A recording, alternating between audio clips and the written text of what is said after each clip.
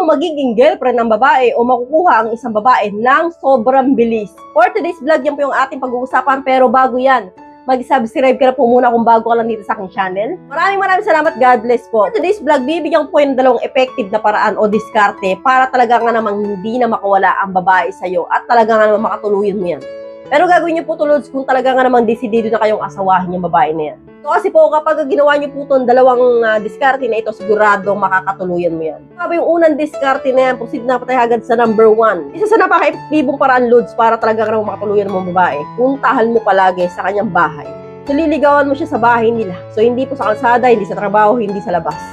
So, kailangan mo pong puntahan sa bahay nila. Doon nyo po didiskartehan. Talas mong bisitahin doon at least 3 times a week. O kaya kung kaya mo, araw-araw gawin mo. No?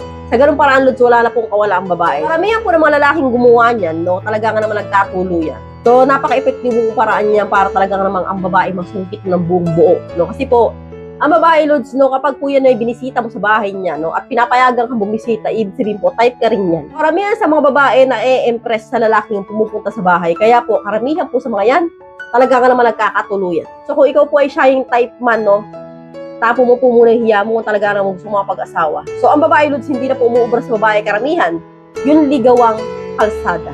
O kaya sa trabaho, yung sabi mo, iatid sundo mo siya, pero hindi naman napapakita sa magulang. So, nagtatapat ka ng pag-ibig mo, hindi mo naman kayang pumunta sa bahay niya. So, mas maganda pa rin po yung personal mong pinupuntahan sa bahay nila. Para po talaga ang babae ma-impress at talaga nga namang mabilis ma-develop sa'yo. So, proceed dapat ay agad sa number 2. So, ito po ay kambal loads, no? Kailangan nyo po muna yung gawin yung tips number 1 and then tips number 2. Kailangan po sabay itong ginagawa. Pakiligin mo siya, no? Ibig sabihin ko dito, loads, syempre, pag pupunta ka sa bahay niya, magdala ka ng konting regalo.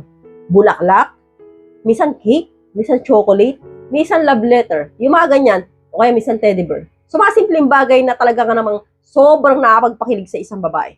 So, kapag pasilods ang babae, laging nakikilig, no? Mas mabilis po silang ma-inlove sa isang lalaki. So, gusto po ng babae na papakilig sila ng isang lalaki. So, kapag ginawa mo yung tips number 1 na pupunta sa bahay nila and then binibigyan mo po siya ng mga ganito, mas mabilis po sa'yo ma-inlove ang isang babae, I'm sure. Wala pang 1 month kayo na kagad. Sigurado po kung talaga nga naman magkakatuluyan kayo niyan. So, hanggang dito na lang po tayo mga lods. Balitaan nyo ako kung ano nangyari. So, I hope you learned something new in this video. More videos to come. So, stay connected. See you again to my next video. God bless. Bye-bye!